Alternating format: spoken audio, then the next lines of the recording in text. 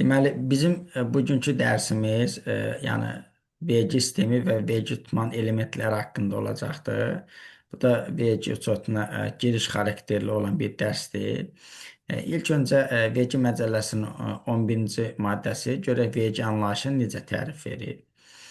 Deyir ki, vergi dövlət və bələdiyyələrin maliyyə təminatı məqsədi ilə vergi ödəyicilərin mülkiyyətində olan pul vəsaitlərinin özgənçiləşdirilməsi şəklində dövlət büdcəsinə və yerli büdcələrə köçürülən məcburi fərdi əvəzsiz ödənişdir.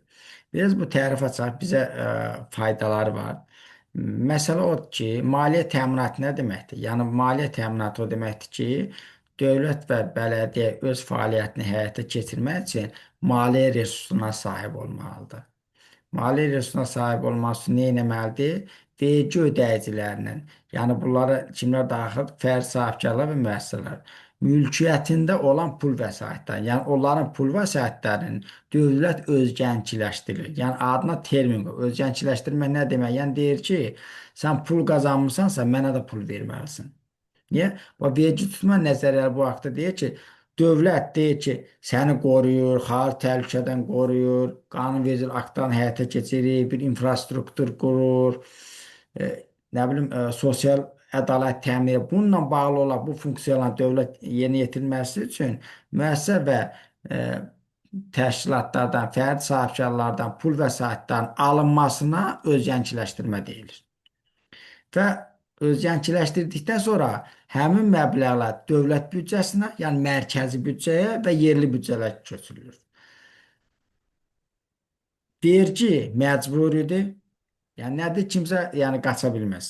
Hə, yəni məcburi formadadır. Kimsə deyə bilməz mi ödəmək? Fərdidir. Bir şəxs digər şəxsin vergi ödəməz, vergi yükünü daşıya bilməz. Yəni fərdi. Bir də əvəzsizdir. Əvəzsiz nə deməkdir? Yəni siz deyə bilməzsiniz ki, mən dövlətə vergi ödəmişəm, dövlət mütləq müqabilində mənə bir şey verməlidir. Əvəzsizdir. Yəni bu əvəzsiz forma dövlət bunu özgənçiləşdirir. Bu 11-ci maddə vergi anlayışına belə tərif verilir. Vergi sistemi hansılar daxildir? Dövlət vergiləri daxildir, Muxtar Respublika vergiləri daxildir, yəni Naxçıvan Muxtar Respublikasında olan vergilər daxildir, bir də yerli bütçələr olan vergilər daxildir. Yerli vergilər də deyirlər və bələdiyyə vergiləri də deyirlər. Burada vergi tutmanın formalarına nələr daxildir? Vergi tutmanın formaları nələr daxildir? Vergi tutmanın formalarına üç forması var. Birinci forması odur ki, deyək, bilavasitə mənbədən. Bilavasitə mənbədən nə deməkdir? Deyək ki, verginin gəlir və mənfəət əldə edilməsinə də tutulması nə deməkdir? Yəni bu deməkdir ki, burada gəlir əldə edilməsi, mənfəət əldə edilməsi şərt deyil.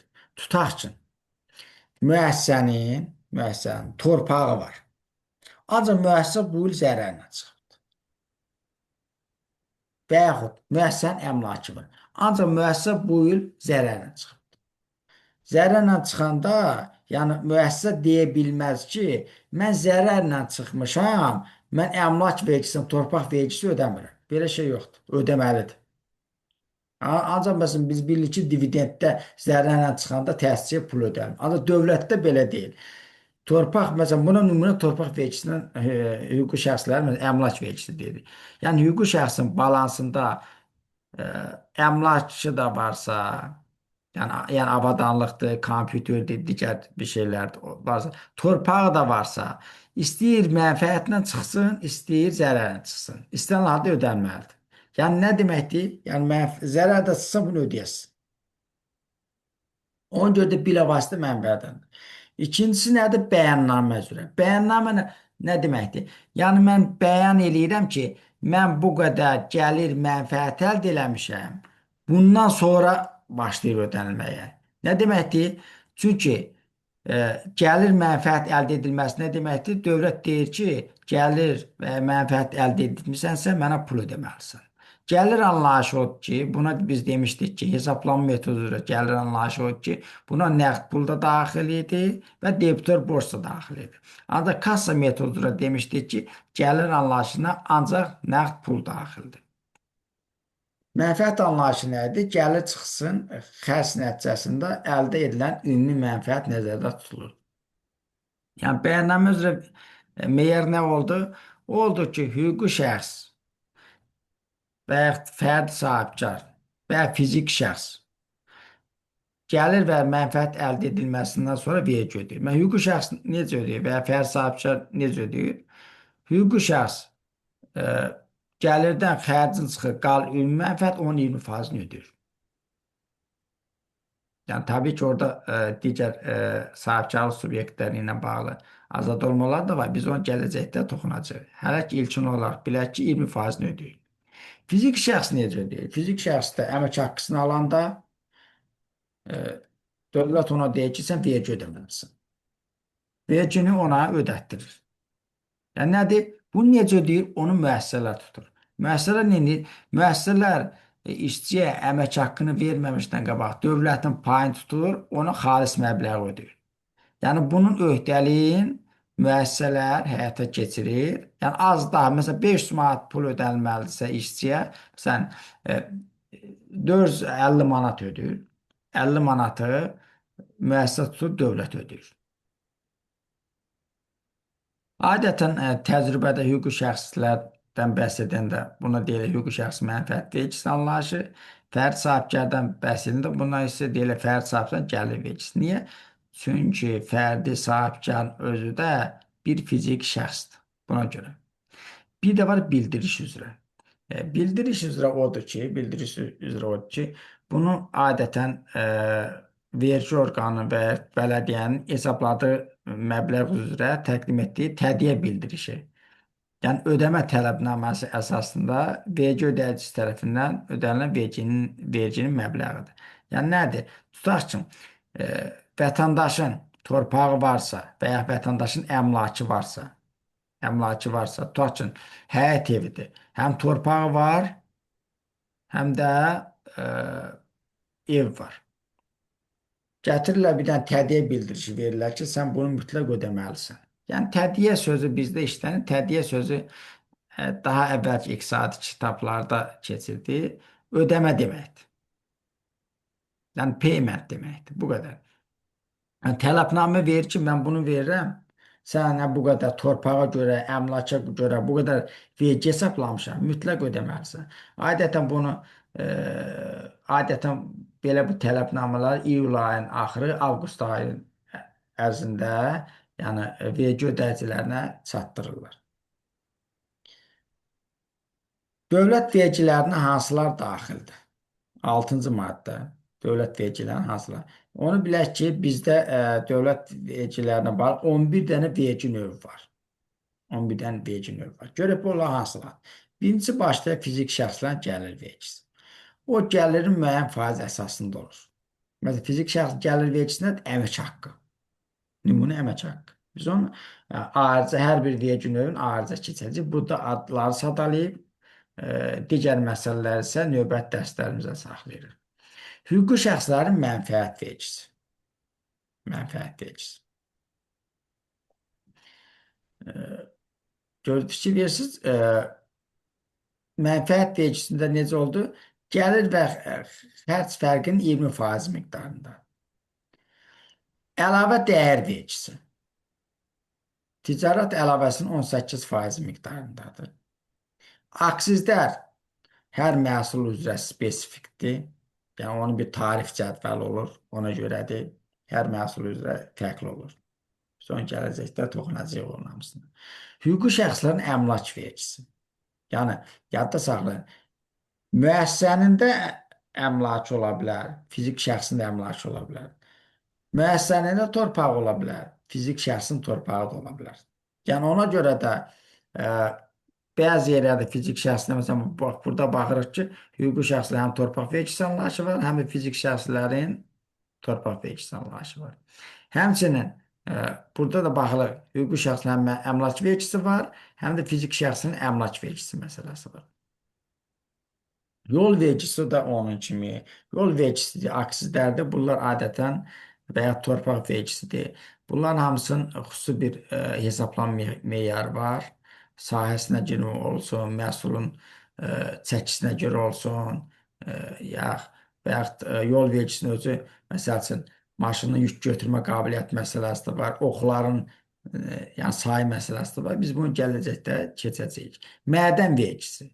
Məsələn, mədən vergisi nədir? Mədən vergisi yerin tərkibindən çıxarılan neft, qaz, filiz və digər, məsəl üçün, şeylərə görə olur. Məsəl üçün, nə ola bilər? Qum ola bilər, çınqıl ola bilər, yerin tərkibindən çıxarılan bulaq suyu ola bilər.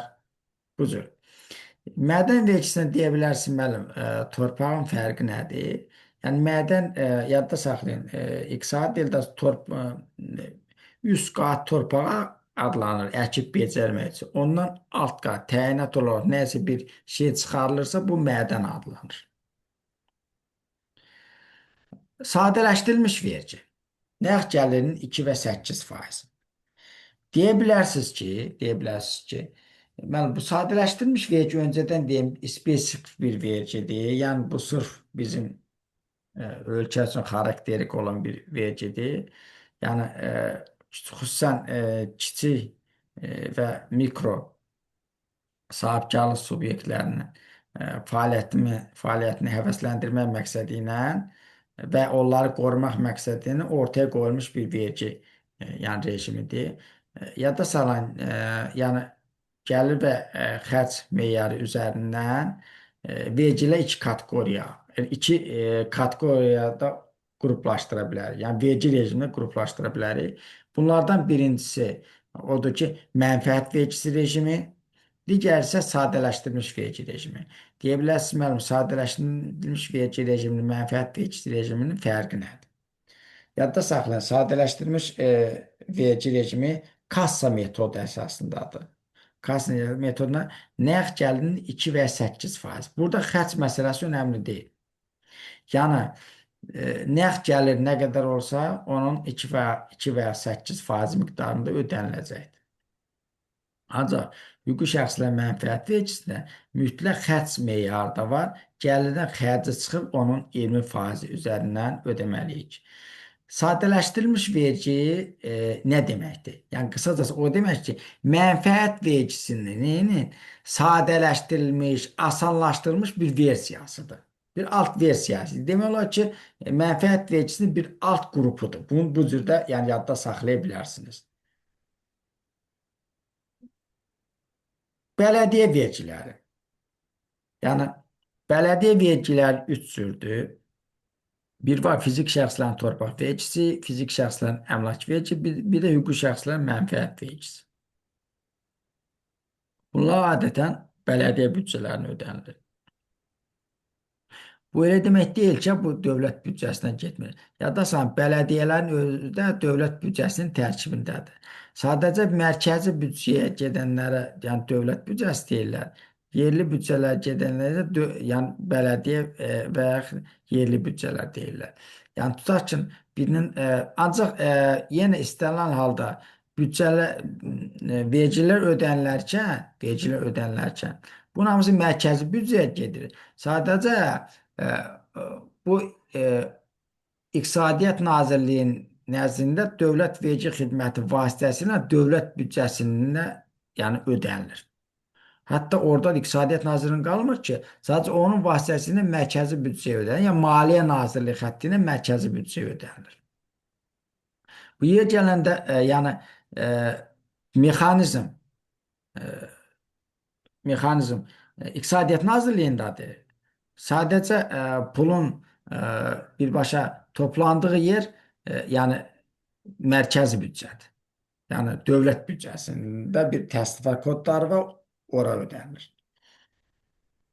Vergilərin müəyyən edilməsinin əsas şərtləri nələrdir? Görə hansılardır? 12-ci maddə bizə deyir ki, vergi tutmanın buna elementləri deyir. Bu çox önəmli maddədir. Nə üçün? Biz istənilən bir vergi növlərini dəyərləndirəndə, onun hesablanmasını həyata keçirəndə bu meyarlar üzərindən dəyərləndirəcəyik. Yəni bu 6 dənə meyar üzərindən dəyərləndirəcəyik. Yəni vergi tutma obyekti, vergi tutma bazası, vergi dövrü, vergi dərəcəsi, hesablanma qaydası, verginin ödənilməsi qaydası və müddəti. Görək vergi tutma obyekti deyəndə nə nəzərdə tutulur? Vergi tutma obyekti deyəndə, yəni bunu nəzərdə tutub ki, vergi nədən tutula bilər? Gəlirsə, məsələn, fiziki şəxs əmək haqqı gəlir əldə etsə ondan tutula bilər. Mənfəət müəssisə mənfəət əldə edibsə ondan tutula bilər. Əmlakdan tutula bilər, torpaqdan tutula bilər, ticarət əlavəsindən tutula bilər, fayda qazanır. Yəni demək istəyir ki, biz vergini nədən hesablamalıyıq? Yəni bir obyektin olması lazımdır. Vergi tutma bazası odur ki, vergi tutma bazası odur ki, vergi tutma obyektinin vergi tutulan hissəsinin kəmiyyətçi ifadəsidir. Yəni vergi tutma bazası daha böyük bir anlayışdır, vergi tutma bazası daha bir kiçik anlayışdır. Maksimum həddə vergi tutma obyekti vergi tutma bazasına bərabər ola bilər. İndi onun qarşısında bir nümunə göstərəcəm. Vergi dövrü nədir? Yəni vergi dövrü odur ki, vergilərinin tutulması və ödənilməsi ilə bağlı olan bir dövrdür. Yəni elə vergilər var ki, aylıqdır. Məsələn, ƏDV vergisi biz görəcəyik. Elə vergilər var ki, rubli ödənilir. Məsəl üçün, mənfəət vergisini deyəcəyik. Dərəcələr də fərqlidir. Elə vergilər var ki, biz onu məsəl üçün həm hesabatı da aylıqdır, ödənişi də aylıqdır. Elə vergilər var ki, ödənişi rüblükdür, məsəl üçün deyirəm da, ancaq illik hesabatı illikdir. Elə vergilər var ki, həm ödənişi rüblükdə ola bilər və onun hesabatı rüblü ola bilər. Biz bunun gələcəkdə hər vergi növünü keçdikcə daha detallı öyrənəcəyik. Sadəcə istənilən bir vergi növünü dəyərləndirəndə başa ilk anda baxmaq lazımdır. Vergi tutma obyekti nədir? Nədən, hansı kəmiyyətdən hesablanır? Dövrü nədir? Dərəcəsi nə qədərdir? Hesablanma qaydası necədir? Və ödənilməsi qaydası və müddəti necədir? Elə vergi var ki, məsəl üçün, müddət verirlər ki, 20 gün ərzində ödəməlisən. Məsələn, elə hesabatlar var ki, 3 ay müddət verirlər. Yəni, bu fərqlənir.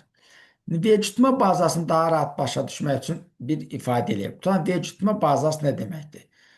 Tutaq ki, biz yadda saxlayın ki, vergi tutma bazası vergi məbləğinin hesablanması üçün əsas çıxmış kimi çıxış edir. Nədir? Yəni, vergi tutma bazasına görə hesablanır. Tutaq ki, fərz eləyək ki, vergi tutma bazası, vergi tutma obyekti üstə düşə də bilər, düşməyə də bilər. Vergi tutma bazası bərabərdir, ümumi mənfəət çıxsın, azad olma məbləği, vurulsun 20%-dir. Burada ümumi mənfəət yadda salın, yəni gəlir çıxsın xərc. Bu bizim ümumi nəyimizdir? Vergi tutma obyektidir. Bəlkə azad olması var. Tutaq ki, bir şəxs əlildirsə, onunla azad olma var. Məsəl üçün, indi başqa bir burada nümunəmiz var, nümunəmizə baxaq. Tutaq ki, vergi tutma obyekti 3000 manat. Yəni 3000 manat gəlir əldə edir müəssisə. Ancaq 75% azad olması var. Demək 3000-in 75% nə qədər eləyir? Eləyir 2250 manat. Qalır 750 manat. Bu deməkdir ki, biz vergi hesablayanda 750 manat üzərindən hesablayacağıq. Tutaq 20% olsa deyəcəyik ki, 750-ni vururuq 20%. Məsəl üçün. 20% eləyəcək, biz 150 manat. Məsələn, biz 150 manat vergi ödəyəcəyik. Nəinki 3000-in 20%-ni tapıb, məsələn, 600 manat ödəyəcəyik. Elə ola, burada deyə bilər, burada vergi tutma azad olma olmasaydı, təbii ki, onda nə olacaqdı? Onda mümkün idi ki, onda vergi tutma obyekti, vergi tutma bazasına bərabər olacaqdı, onda 3000 üzərinə hesablanacaqdı. Yəni, bərabər ola bilər, vergi tutma bazasına, vergi tutma obyekti. Ancaq vergi tutma bazası, vergi tutma obyektinin böyük ola bilməz. Hər zaman kiçik olur. Ümumən biz burada əldə elədik ki, yəni hansı vergi növləri var, Fizik şəxslərlə bağlı üç vergi növ var, görürsünüz. Biri odur ki, gəlir vergisi, əmək haqqı qazana bilər, əmək haqqı ilə bağlı gəlir ola bilər. Əmlak vergisi ola bilər fizik şəxsin, bir də fizik şəxsin torpaq vergisi ola bilər. Bu digərlər isə adətən biznes fəaliyyəti ilə bağlıdır. Hüquqi şəxslər mənfəət vergisi deyirlər, hüquqi şəxslər əmlak vergisi deyirlər, hüquqi şəxslər torpaq vergisi deyirlər, əlavə dəyər vergisi aksda. Tutaq ki, dövlət deyir ki, sən mənfəət əldə eləmisənsə mənfəət vergi ödəməlisən. Balansında, balans hesabatında əmlakın varsa əmlak vergisi ödəməlisən. Balans hesabatında torpağın varsa torpaq vergisi ödəməlisən. Sonra deyirsən, satış fəaliyyəti həyata keçirirsənsə, eləmə, ƏDV ödəməlisən. Sonra deyir ki, satış fəaliyyəti içində spirtli içkilər, digər məsəl qiymətli əşyalar varsa, eləmə, bunun da aksizini ödəməlisən. Hətta deyir ki, tutaq ki, sənin bir balansında bir maşının varsa, maşın ölkə daxilində hərəkət eləyirsə, bununla bağlı yol vergisi ödəməlisən. Və yaxud deyir yerin təkindən sən qum, çınqır, neft, su çıxarırsansa deyir mədən vergisi ödəməlisən. Hə. Bir də var sadələşdirilmiş vergi. Müəssisə adətən ya seçim ya mənfəət vergisi ödəyicisi olur, ya sadələşdirilmiş vergi. Ya gəlir çıxsın xərcin 20% üzərindən vergisini verir. Ya da e, nəğd gəlirin 2 və ya 8% üzərindən vergisini verir. Bunlar yəni hüquqi şəxslər mənfəət vergisinə sadələşdirilmiş vergi, bunlar vergi rejimidir. Yəni iki vergi rejimindən biri üzərindən adətən müəssisələr fəaliyyət göstərir. Çünki niyə? Hər ikisi gəlir və xərc fəaliyyəti ilə bağlı olan meyar əsasında qurulmuş vergi sistemidir və sadələşdirilmiş vergidə ifadə etdiyim kimi, yəni bu demək ki, mənfəət vergisinin sadələşdirilmiş bir formasıdır, sadələşdirilmiş bir versiyasıdır. İndi burada ümumən dediklərimizi bir nəzərdən keçirək. Baxaq ki, məsələn, verginin adları bunlardır. Vergi obyekti adəti nə olur? Ümumi mənfəətlər gəlir xərc əsasında vergi dərəcəsi 20% olur. Sadələşdirilmiş vergi adətən 2 və 8% olur. Fizik şəxslər məsələn gəlir vergisi nə olur? Əmək haqqı və ona bərabər tutulmalı ola bilər. Bunlarla bağlı ola bilər. Bu keçmişlə bağlıdır. Əvvəlki dövrlərdə belə idi. İndi isə digər bir yəni 2026-cı ildən artıq bunlar dəyişilibdir. Biz bunu növbəti dərsimizdə daha detallı görəcəyik və keçmişi də bilməkdə sizə faydası nədir? Siz ən azından keçmiş dövrünə aid bir hesabat varsa, siz orada səhvlikləri səhvə yol verilibsə, siz o səhvi düzəltmək üçün sizə nə lazımdır? Sizin də keçmiş qanunu bilməyiniz lazımdır. Biz fizik şəxslərin gəlir vergisi ilə bağlı ayrıca dərsimiz olacağına görə ona burada çox da toxunmuruq. Torpaq vergisi onun kimidir, məsəl üçün bununla bağlıdır. Əmlak və torpağın sahəsi məsələsinə görədir. Əmlak vergisi əmlakın qalıq dəyərinə və ya sahəsinə görədir. ƏDV ticarət əlavəsinə görədir. Bunun hamısını yəni biz detallı gələcəkdə keçəcəyik. Mədən vergisinin özü xam neftə, təbii qaza görədir. Yəni yerin təkində filiz faydalı qazıntılar da var. Dəmir olsun, əlvan metallar olsun, qızıl olsun, bunlarla bağlıdır. Bir də qeyri-filiz. Qeyri-filiz nədir? Daşdır, qumdur, çınqıldır, bunlarla bağlıdır. Yol vergisi də adətən avtonəqliyyat vasitələrinə görədir. Bir də benzindir, dizel yanacaq və maye qazın satışına görədir. Yəni, yol deyəndə təkcə avtomobil yada gəlməsi lazım deyil. Burada dizel, maye qazın satışı da yəni yol vergisi kateqoriyasına daxildir.